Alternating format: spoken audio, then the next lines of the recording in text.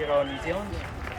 We're a group of same-sex attracted women and men whose values align with that of LGB Alliance UK, and we join numerous other LGB groups around the world standing up for the reality of sex and same-sex attraction in the face of the fantasy that is gender identity ideology.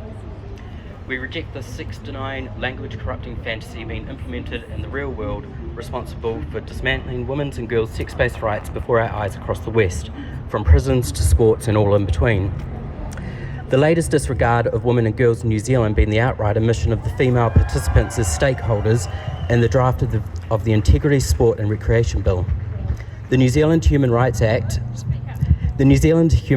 specifically provides for single-sex sports in Section 49 of the Act, and also provides for measures to ensure equality in Section 73 of the Act.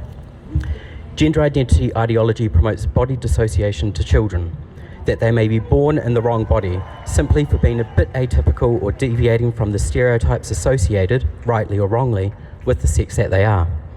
An ideology that deludes adults to disrupt the natural puberty of those who cannot possibly consent. In the UK, between 80 to 90% of teens seen at the Tavistock Gender Identity Development Service claim to be same-sex attracted, overwhelmingly girls. We are witnessing conversion practiced by gender identity, but ultimately every child is at risk from this insidious ideology because nobody 100% conforms to all stereotypes associated with their sex. Children should have the right to reach adulthood unharmed by these unethical practices. Leave the kids alone. We reject this ideology that manifests the new homophobia, claiming homosexual is an offensive term that was used in a medical way in the past, all while medicalising homosexuality itself once again under the guise of gender affirmative care. An ideology whose proponents seek to deny homosexuals matter-of-fact language while simultaneously imposing the anti-homosexual slur queer onto us. It is not the word homosexual that offends proponents of gender identity ideology. What offends them deep down is the reality of homosexuality itself, especially exclusive same-sex attraction. After all, they're out there calling us genital fetishists, transphobes, TERFs, or exclusionary, as if that's a negative thing, like a New Zealand police representative said to us last year. We're committed to highlighting the dual discrimination of both homophobia and misogyny faced by lesbians, as acknowledged under sexual orientation in the New Zealand Human Rights Act, and that includes condemning the predatory behaviour of men, trans women, who seek to break the so-called cotton ceiling, referring to lesbians' underwear. This is rape culture, blatant as. Like Magdalene Byrne said, leave lesbians alone, you creeps. We're committed to ensuring lesbians have the right to their own spaces and to organise and name themselves separately from other demographics, even LGB. Likewise, we support gay men's right to male-only spaces free from women, from trans men who claim to be gay men. And we support bisexual people having their own spaces too. A quick note on the counter-protesters here. They claim that 2 trans women of colour kicked off the historic Stonewall uprising in the United States, and that we, LGB people everywhere, owe them for our rights.